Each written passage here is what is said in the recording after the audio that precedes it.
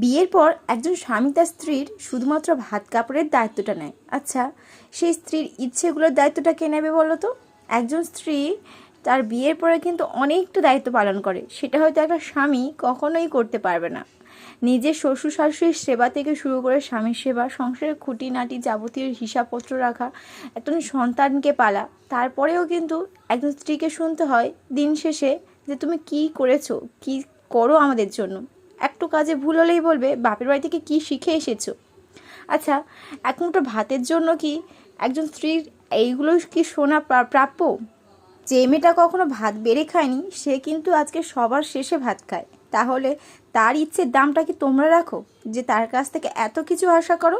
আর যদিও বা আশা করো, সে যদি করেও বা, তারপরেও কেন তাকে নিজের সন্তানের মতো না দেখে নিজের বাড়িতে বৌমার মতো রেখে দাও? যদি সন্তানের মতন দেখতে তাহলে হয়তো এই কথাগুলো বলার আগে দুবার ভাবতে।